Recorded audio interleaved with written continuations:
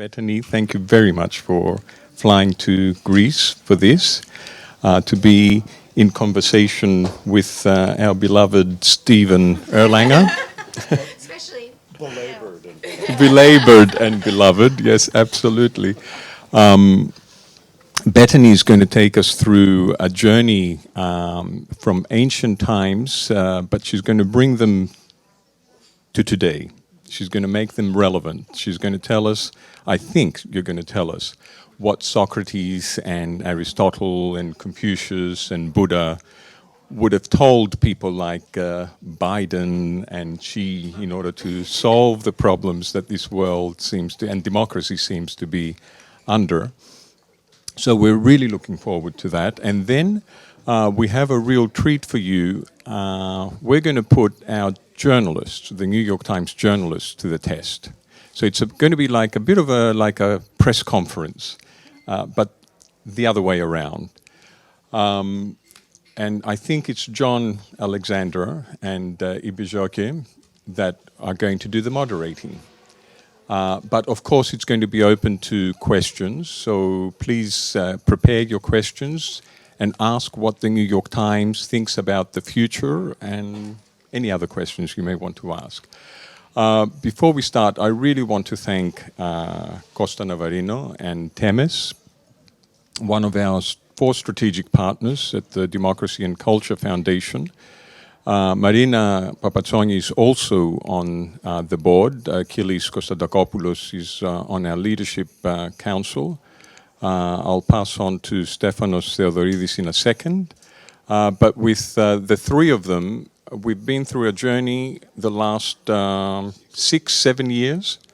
And, you know, I always say this, and Marina comes and slaps me later, but they've been instrumental in making this thing happen, the Athens Democracy Forum. They were the first organization in Greece that saw this venture, saw this concept, and felt that it was the right thing for them to support. So we thank you very much for that. It's been a great journey up to now, and we hope that we've got many years of new concepts, new ideas, solutions ahead of us. So thank you very much for your support. Thank you for hosting us in this beautiful resort, beautiful destination. It's not a resort, it's a destination.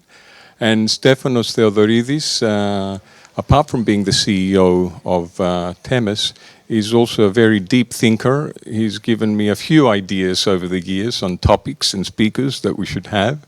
So thank you, Stefanos, and over to you to say a few welcome remarks. For the democracy and what the future of this democracy is. Anyway, a warm welcome from me. It's a great pleasure and honor to host you into that beautiful evening in Messinia.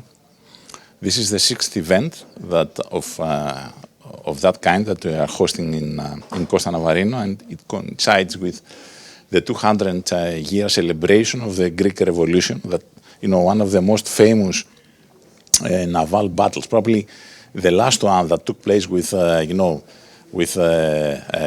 sails.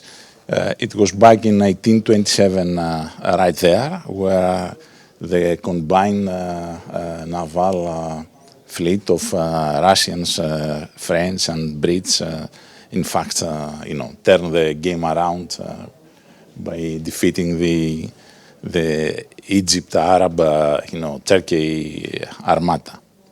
So this year we celebrate those 200 years of freedom.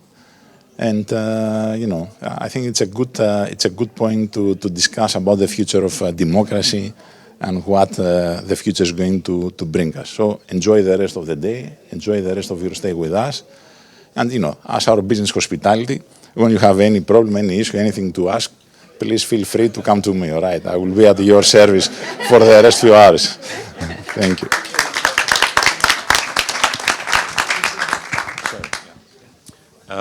Thank you very, very much for that. And people might test you on that, so be careful. I'm Steve Erlanger with the New York Times. It's a tremendous pleasure. It's also nice to be facing this way so the sun's not in my eyes. I'm a bit grateful. The last time I did this was a few years ago, and it was Jeff Koons. So it's a perfect change, I think. I'm not Jeff Koons. To have Bettany Hughes here. I do want to say a word about the Confucius who isn't here. Confucius is basically under a kind of home arrest. Maria Ressa was supposed to be here. She's quite an extraordinary Filipino journalist, a fighter for press freedom, who has gotten into a lot of trouble with Mr. Duterte, who's a pretty nasty fellow, who's president of the Philippines, but who just announced today, maybe he's ill, but he's not going to run again. But it sounds like he's preparing the way for his daughter. But anyway, I just want to say a word about Maria, who really is an admirable, admirable person. And it is a pity that she isn't here. So Bettany Hughes, you all know something about, I think. She's been on TV, she's a teacher, she's a classicist. Her Wikipedia page is quite extraordinary. And it is really a pleasure to have her here. She has to be the Godhead. I mean, basically, she has to control this dialogue between two very different kinds of philosophers. I'm not even sure Confucius was a philosopher particularly, but it is an extremely interesting tradition to think about how these two very different figures from relatively similar time periods might have responded, might have interacted, might have reacted to a very different kind of world. So, I mean, Bettany, it's really your show. Mm-hmm. So I'm going to press the on button. Okay, off I go. And also just to say, I'm very sorry that Maria's not here.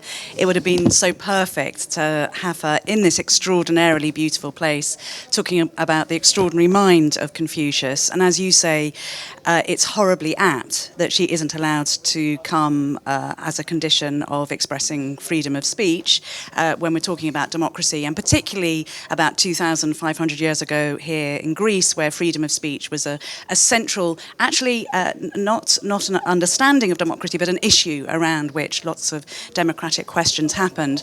As you probably know, Socrates was described as the first martyr to truth, and he was actually killed for freedom of speech. We hope this is not going to happen to Maria. Martyr, as any Greek will know, and anybody with ancient Greek will know, it actually means a witness. So he was a witness to truth, and Maria is very definitely a witness to truth. So wherever you are, Maria, we are with you in spirit.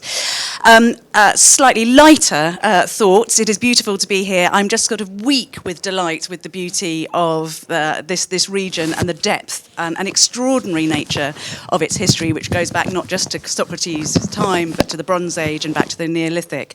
I should just share, I haven't been here on this very swanky golf course before. I have been in your bay diving for wrecks from the 1821 action, and indeed from the conflict of the Spartans and the Athenians, which, ladies and gentlemen, happened on that very island behind us. And it was an interesting time where the Spartans were picked off with arrows. And this was an extraordinarily moral defeat for them because they surrendered, and that no Spartan was ever supposed to surrender. And it was an event about which Socrates thought. And we know that because he was quite a fan of the Spartans. So we know that he would have known what would have happened to those Spartans when they surrendered on the island that you see behind me. So I'm sort of talking about both Socrates and Confucius. I have to say, I'm not going to tell Biden and Xi what they should do. The one thing, if you're an author of a book on Socrates, that you know is that Socrates says the wise man is the man who says that he knows nothing. And I would never dare to tell political leaders what they should do. But I would advise them to think about what these philosophers thought, which is their purpose of philosophy and conversation and dialogue, as we're having, was try to understand how best to edge towards internal and external moral health. It was impossible to do anything as a citizen or as a politician unless you understood how you could personally be the very best moral person that you could be. And it feels extraordinarily appropriate to be talking about that now, given the conversations that have been happening in the Democracy Forum, where a lot of conversation has been around not just the what and the how things are happening, but why, and therefore how we act. And this is what Socrates and Confucius both did. Cicero, you will probably know, famously said that Socrates brought philosophy down from the skies and onto the streets where it belonged. And what he meant by that is that Socrates, and in fact Confucius, and in fact the Buddha, all thought that there was no point in ideas unless they had a practical application. There would be no point of all of us sitting here on this beautiful evening discussing things which sound brilliant, as Aristotle might indeed have done, if we couldn't apply them to our lives and to the lives of others. So it's the most important thing that we have to remember about their philosophy, is it has to be robust enough to stand up to real world events. And I thought it might be just useful to give you a very, very broad kind of brushstroke picture of the world that they came from, because it shows us how their world and their ideas is entirely relevant to our own. I have to say I was pricked into action by a New York Times journalist when I first wrote this book on Socrates, and I don't know who it was, I remember him ringing up and saying, "So, why is Socrates relevant to the 21st century?" And I said, "How long have you got? How is he not relevant?" But it was a very good question. One of the reasons that he is relevant, and indeed Confucius and the Buddha, is that they emerge from a time of extraordinary churn and change, as we're experiencing now. So in kind of broader historical terms, this is at the end, they've emerged at the end of the Iron Age. And the Iron Age did something incredible to humankind. It gave us iron that we used to manufacture very acute agricultural tools, which sounds incredibly boring, but is actually incredibly important, because if you can farm effectively, it means that many people have enough food to eat, which means that many people have more time to think. So they're not just struggling to survive, they have spare hours in their day to think. And of course, we shouldn't whitewash this. These were slave economies, so this was a time where you would more likely than not have a slave to do your dirty work for you, which is the other reason that they could all think in China and in northern India and in Greece. So iron gives you food in your belly, it gives you time to think. It also means that you have more effective weapons. So this is a time when there is almost total war in society. It's a very traumatized time. There are armies on the move wielding their iron weapons, and in order to move these armies around the world, again in China, in Greece, and in what is now northern India and Nepal, new roads are built and armies travel along those roads, and as they travel, they take with them new ideas. So ideas are kind of crisscrossing across continents. And the other thing that has just happened in kind of broader historical terms is that people are starting to live in cities in huge numbers. And cities create extraordinary opportunities to exchange ideas, but they are also very threatening to us as humans. Neuroscientists are now doing brilliant work that's saying actually we're still petrified of cities instinctively, that if you look at our brains in the countryside, basically our brains start to sort of fire and go into their alpha state, whereas in cities we're very anxious. So they're anxious in that they're suddenly being asked to live in cities, but also there is an entire change in the kind of social and political and cultural makeup of society, because up until this point, life has been dominated by your loyalty to your tribe, to your kith or kin, to your local priest, or to your local king.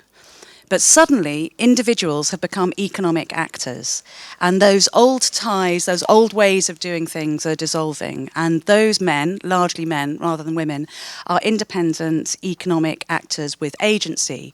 And as they do more in the world, they realise that they need to understand the world. So this is the environment that Socrates, Confucius and Buddha are all entering.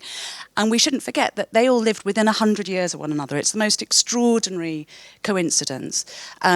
We always thought that Buddha and Socrates were completely coterminous, but actually it looks like Buddha preceded Confucius. There's some very exciting new archaeological digs in northern India that tells us this. But they all lived around 2,500 years ago, as I said, and were basically reacting to very similar big periods of flux in society. Why do you think Confucius, why do we talk about them today? What was it about what they said? Why did they have such an impact on their society? Well, rather brilliantly, I think because actually they all died thinking they were complete failures.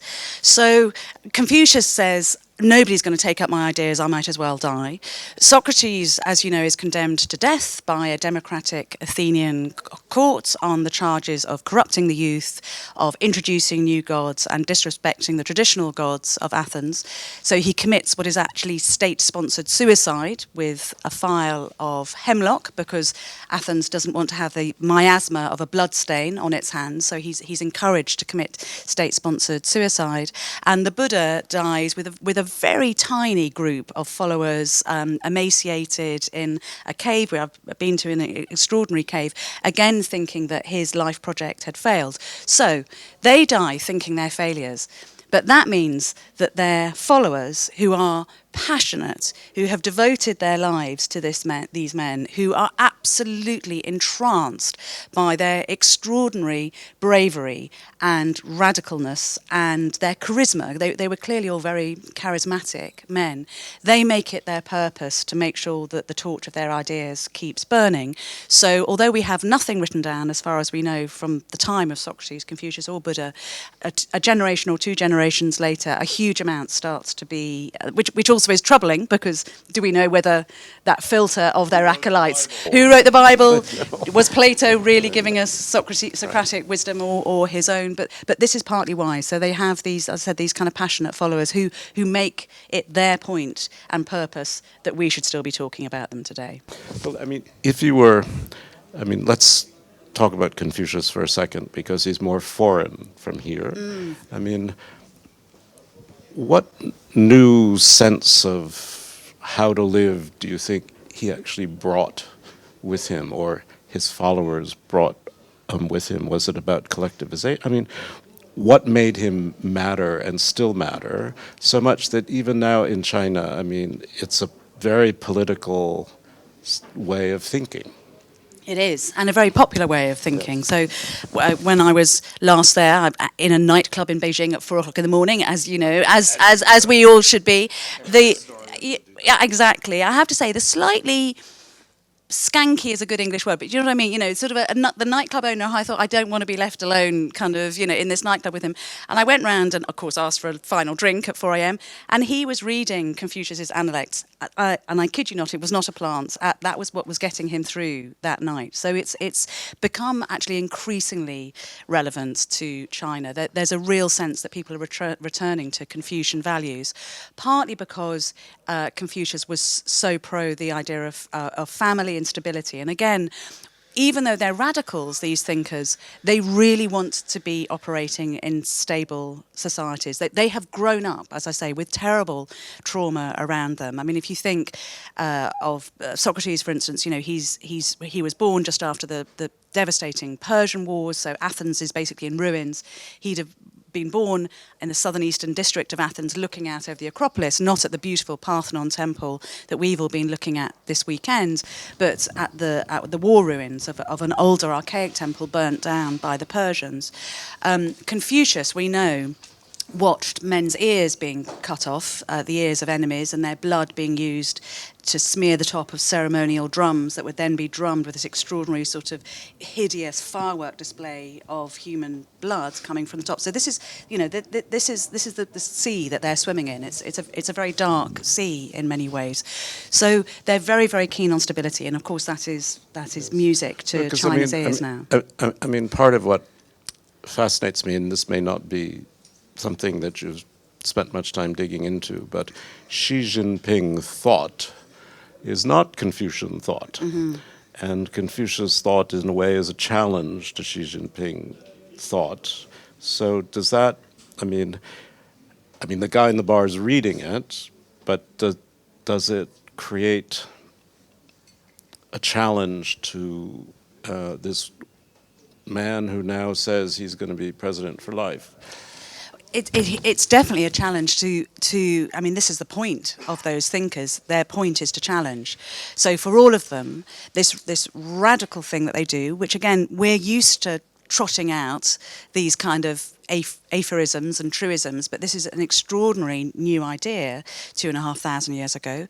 What they all say is that inquiry is not seditious but central to what it is to be human and to live in a healthy society, and that you can only find truth by asking questions, and that truth actually isn't a destination, it's a process and a journey. So that, for any political leader, that can be quite challenging. And again, if you look at the times when they flourish, it's when society is feeling good about itself. But when Socrates is put to death, when Confucius feels that he's failed, it's actually when society is very anxious. A healthy, strong society can cope with questions, and an anxious one only wants answers, uncertainties. Just seems that ancestor worship isn't quite the same thing as class consciousness. No, indeed. Well, no, it's not. But there is an interesting overlap in that there's an approval of success, and as I say, and of dynasty, which is something which is becoming increasingly popular in China. Yeah, no, that's right. And I really don't know this, but this makes me really interested to see how Chinese social media deals with Confucius. Yes. Now, because it's so controlled. Anyway, I have no idea, but I'm going to try to find out. Yes. So, is there something that the two thinkers, both men, of course, share? And if so, how would you describe it? There are, I would say, three central things that they share, apart from this idea that inquiry is something which we have to do.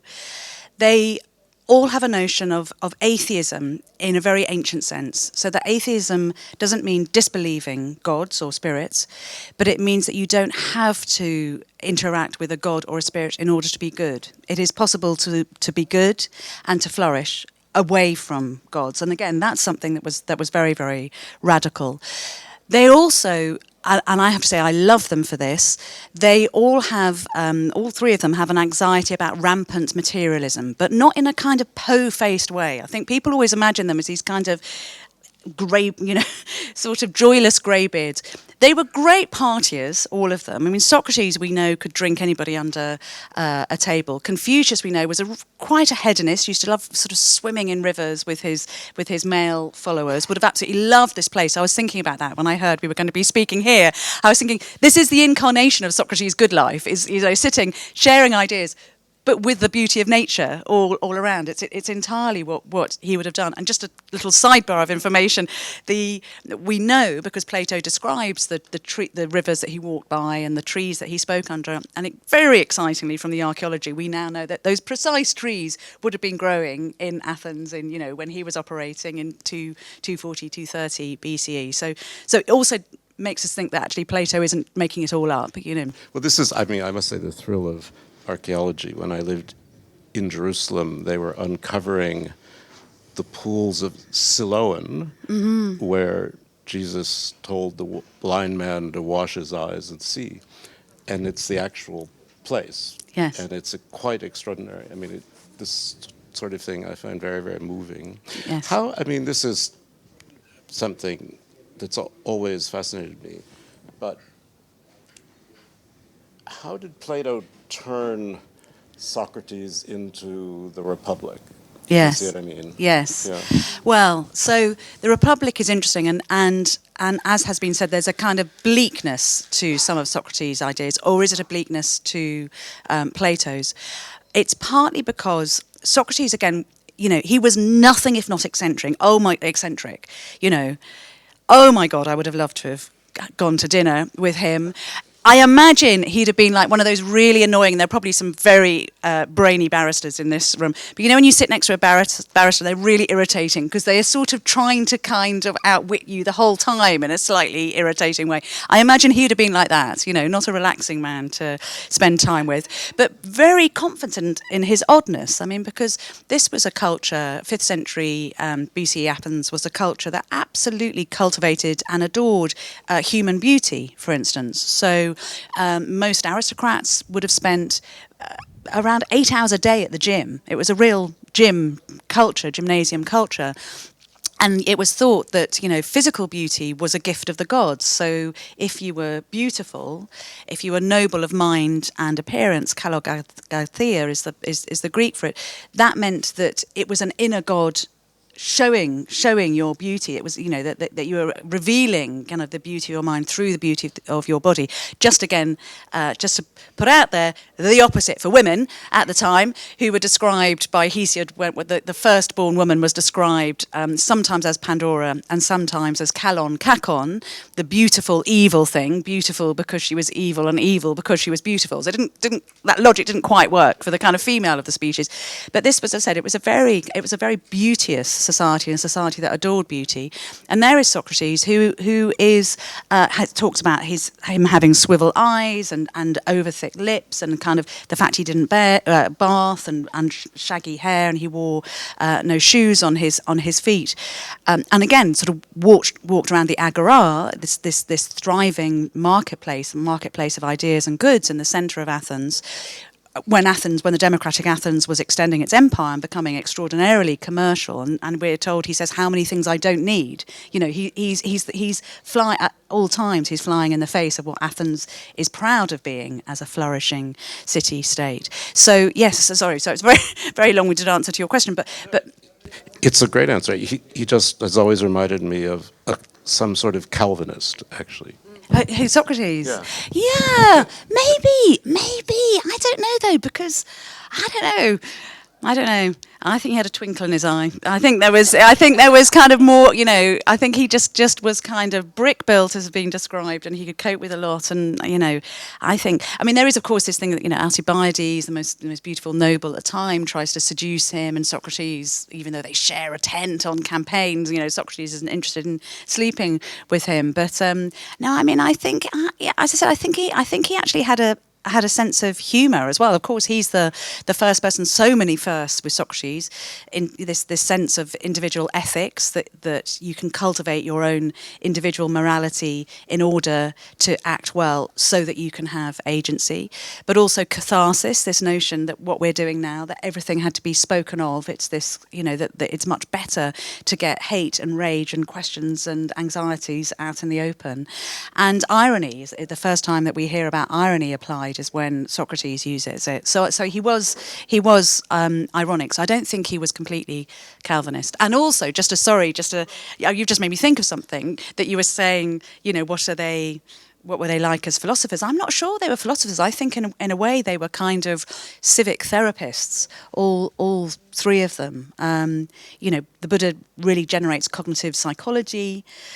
Confucius absolutely endorses art therapy. We had a session yesterday on the power of art and in a democracy and art as activism. There is no doubt, he says, in order to be a flourishing society, we need to listen to music together. We need to use music to kind of heal our wounds. And of course, you know, the Buddha really, as I said, through catharsis, he's a kind of citywide shrink.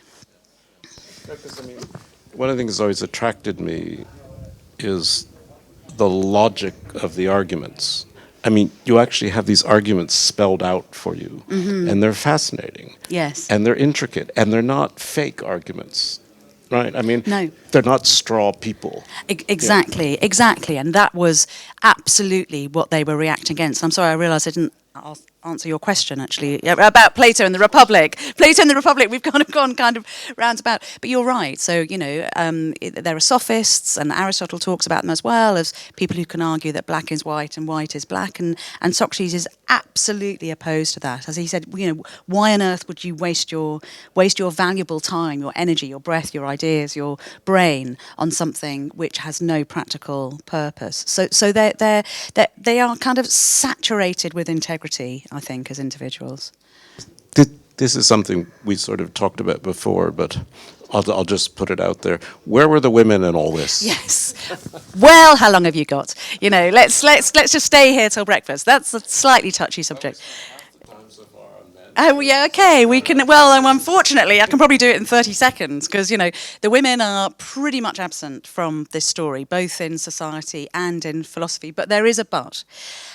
Two things. One is that although we know that women were absent from the kind of civic expression of Athens, they were very, very present in its religious expression. And just sort of hold that thought. That doesn't mean it priestesses and priestesses of temples, and temples are actually the banks of society. So this is where the wealth of society is stored. And women, we have these beautiful steles in Athens, and there's another in the Sparta Museum. Women hold the keys to the temples, and they're like those early cars with those kind of starter cranks. Do you know what I mean? That used to, like, the 1920s. Exactly. Is it? That's something else. Yeah. Okay. What are those things? They're yeah, exactly. Well, these are what the keys of the temple look like, and women have these. So I think actually there's a whole story of the women of particularly of Athens, and definitely of Sparta, where they do have rights, and they are allowed to ride in chariots, and it had the same rations as men and all of this. So there is another story to tell of the Athenian women. And I think we pick that up, interestingly, in Socrates, who never leaves a question unturned.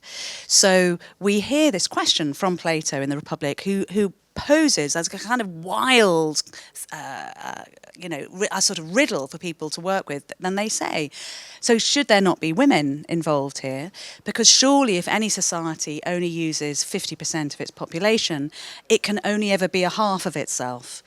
And up until now, people have said, that's just him being clever. But I think they are genuinely saying, actually, wouldn't it be an idea, if we could let women have a real say in this city-state as well? They see those questions asked on the stage in drama, in Antigone, for instance, where women are given a voice. And the fact that Socrates, we know, worked with Aspasia, and Diotima, we hear about them in the works of Plato and in the historians of the time. So I think actually he was trying to begin to think that he should allow women to have a say. Buddha definitely did. Buddha allowed women in the Sangha. Confucius, less so. There's some terrible story about Confucius where there's a woman drowning, and he says, we'll just leave her, though, because it would be, irrespectful to hold out your hand and touch her hand to save her. So I think Confucius definitely had a problem with women. I'd love to read an article of yours on Greek women in this world. Yes. I really would, as much as one can find out about it. I'd love to. It would be fascinating. I'd love to. Because certainly in the plays, they not only had a voice, sometimes they had knives. Yes. Yes. And used them. Yeah. Yes. Yeah. And anyway, this has been wonderful. I would like to just ask the audience, our friends here, whether they have a question for Bettany. I mean, that would be great. I saw your hand first, and then Artemis. Right. Talking about the importance of women in the Socratic era. Yes. How important do you think Aspasia, another woman like Phryne, for example, Yes. was of that era? Yes. And how important do you think is that so many in drama, which is the manifestation of the time, so many Antigone, Yes. Iphigenia, all these people, all these women, Yes. they play a vital role. Yes. What does this mean for the society of the time? Yeah, so a brilliant question. What are women? What's their role in drama? And also Aspasia, this extraordinary consort of Pericles, the kind of architect and engineer of democratic Athens in its so-called golden age. Aspasia was clearly extraordinary. She clearly had an extraordinary mind. As you know, she comes in as a foreigner to Athens, and I think she sets the Periclean court alight with her ideas. And, we hear that Socrates learnt rhetoric from her. So we can just imagine these evenings, these symposia, where either he's actually listening to her or he's hearing about this extraordinary woman who can command a room with her arguments. So I think she really was remarkable. And I think you're right. I think, I never have rose-tinted spectacles on when I look at the ancient world and its relationship to women.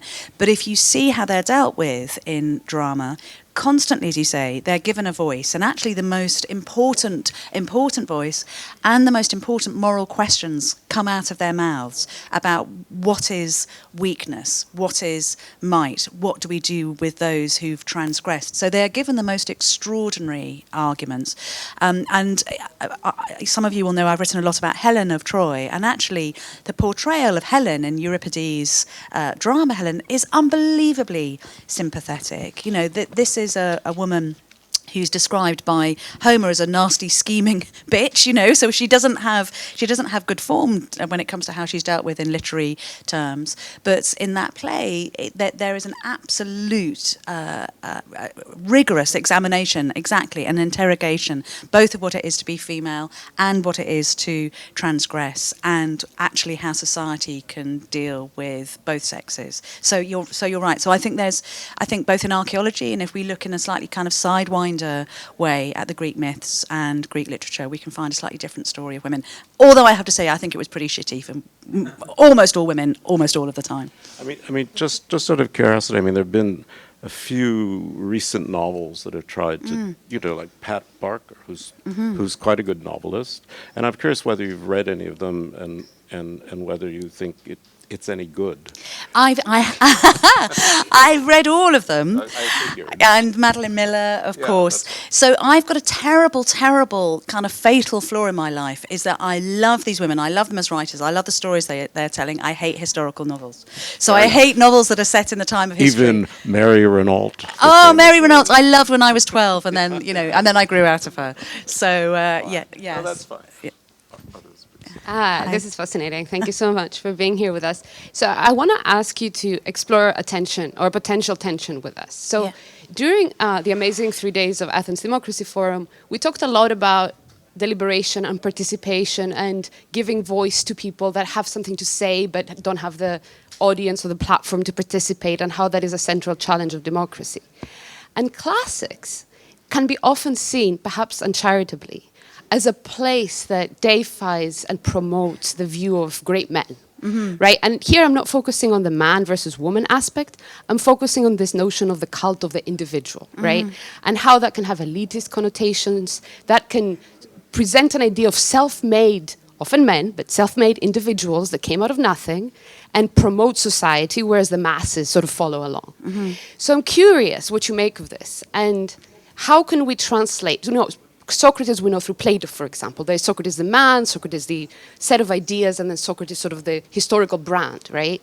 So how do we think of all these things together, and how can we use the study of classics more broadly to inform modern democratic debates about democracy that sort of steer away from this conception of deifying the self-made independent individual? Yeah, well, we have to do it by having conversations like these and talking about the women of Athens and talking about those. For instance, Socrates, Confucius and Buddha.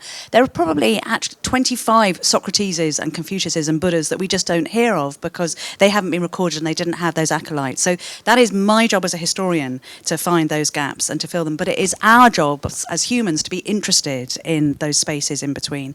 And the reason that it's had this very kind of fake essence of superior white maleness is because of the stories that were censored and the stories that were chosen in the 19th century when we look at the ancient world. Because if you think about it more generously, this is a time that is the blueprint for civilization and community and society as we know it. And I'm not talking about just in Greece, I'm talking about right across the Eastern Mediterranean, in North Africa, in the Middle East, in Central Europe. So we're talking about a broad geographical range and a really, really vital time when people are asking such vital questions of themselves and of society because they're doing everything for the first time. So when Socrates is growing up, democracy is growing up as an idea, and he's very anxious about democracy. Again, it's been perverted. Plato talks about his anxiety about democracy in the Republic, and that's been used by kind of far-right groups. But he says something absolutely vital for all of us. He says, all very well to say there's a democracy. It's all very well to have this word. What is the point of it if each and every one of us aren't educated democrats? We have to be sufficient humans to live in a democracy. And that's something that we all have to ask ourselves and try to act on every day. So I think it's reading the sources in a different way. And actually, this idea of participation, we find it's a beautiful space for people to ask questions about society because there is a distance of time, there's a distance of space, but often what's happening in these places, they are the hotspots of human history today. So there is an immediate geographical relevance of them, but we can use them to kind of as a sounding board for bigger, brighter ideas about the past and the present. And just sorry, Stephen, to just one. As you can tell, I'm slightly passionate about history and the power of history and its role. But rather brilliantly, at last, scientists have caught up with us historians, and they now tell us that physiologically, neuroscientifically, we are creatures of memory. So memory doesn't sort of sit in a kind of chest of drawers in our brain. We carry memory right across our brain. And we cannot create a future thought unless we access a memory of some kind. So we have to access an idea, an experience, a sight, a sound, and that's how we make the future. So if we deny the past, it's not just that we're etiolating our present, we're cauterizing our potential as humans in the future. So that's another reason why the past really matters. Which is why you should create Socrates a Facebook page. Yes. And Aspasia. Why don't you have Socrates and Aspasia together? That would be good. We have a question back. Yes, sure. So my question is more about Confucius.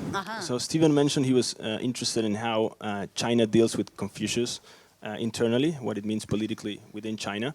And I'm interested kind of on the other side of that coin. So whether Confucius can be a political tool for China outside. So I used to work in a government that could be considered peripheral on the global stage. And we could see that China and the US had very similar levers in terms of economics, in terms of military levers. So China is becoming a real world player in every sense of the word. And we had this discussion with a very high Chinese official when he said that they wanted China to kind of take over. And we said, but you don't have an exportable cultural model. Because if you ask someone in Argentina, in Greece, in Africa, whether they want to be American, a lot of them are going to say yes. If you ask them whether they want to be Chinese, I don't know anyone who wants to be Chinese in Argentina, probably in Greece, same thing, in Africa. And his answer was, we have the Confucius Institutes. Yes. And we're going to do more of that. So I'm wondering what the message behind calling Confucius Institutes their main cultural tool and vector for influence is, and whether you think that Confucian philosophy and the culture that emerges from that could actually be the exportable cultural model that China needs to take over the world. Thank you. Yeah. Well, I mean, that is a brilliant question, and I should just say I'm not a Confucius expert, so I don't want to, I don't want to kind of mouth off about stuff that I don't know about. The Confucius Institutes, of course, are fascinating models. They both do extraordinary good. I know that some people question why they've been set up in certain places with the powers that they have. Cambridge University. For example, but actually, just to because I said I don't want to speak to that because I don't know about it sufficiently in political terms. So I think, but there is one thing that Confucius absolutely is exportable, both in this idea that there is nothing better than education, which is, always, but not education in a kind of a kind of empty shell of education where you just learn by rote. You have to learn, again, as I said, it has to be a journey to understanding. And Confucius was absolutely adamant about this and extraordinarily articulate about it. He has a very basically slightly kind of Victorian sounding principle of life that do to others as you would be done by, which is incredibly helpful. But more than any of those things, he has this notion of human-heartedness, which is Ren or Gen. And the old Chinese character for human-heartedness are two individuals embracing. So he was saying, we can do none of this on our own. You have to do it with those around you. And that feels to me that that's a superbly positive cultural icon for China to latch onto and to try to be a promoter of Ren, or Gen, of human-heartedness. I think we've got time for one more question. Ma'am? It's been very captivating. Thank you. You took us a trip down history lane, and I was wondering, being an art historian myself, the role of art back in those times. Was it an art being used for religious or political propaganda? Was it an art reflecting all the passion about beauty? And the relation with art nowadays, what do you think? Well, again, let's just spend 5 hours talking about the kind of role of art in society. Then we were talking about this yesterday, that there are words for technicians and craftsmen and artists. There often isn't a separate word for art at that time, as you know, because it was just understood, particularly in a democracy, that art had to be a natural expression of communication and that it had a totally central role to play, particularly not just the visual arts, but music. We were talking about the fact that Daimon, was sponsored, as you know, to have choirs between 50 and 1,000 strong of men who would sort of sing the spirit of democracy and physic the soul of democracy, this notion of joint experience that Socrates writes about as well, the power of Eros, and Eros not just the god who turns up as Cupid on stupid Valentine's card, but Eros as the sponsor of ambition and desire and our delight in one another's company and our delight in a joint effort and a joint product, as in an artwork or in music. So art was completely central to democratic Athens and was kind of understood as such, which is why we have such extraordinary artworks to look at today. And I wonder can I just give you, to kind of match your question, can I read just a tiny bit of Socrates, who talks about the delight of art and why we have to all be individual philosophers. Have we got time for 10 seconds of Socrates? So this is from Plato's Apology, 29d to 30a. Socrates. While I have life and strength, I shall never cease from the practice and teaching of philosophy, exhorting anyone whom I meet after my manner and convincing them, saying, my friend, why do you, who are a citizen of the great and mighty and wise city of Athens, care so much about laying up money and honour and reputation, and so little about wisdom and truth and the great improvement of the soul? Are you not ashamed of this? I say, become a philosopher. Go on. My challenge to you is to think of wisdom and beauty and live life better. And I say amen to that.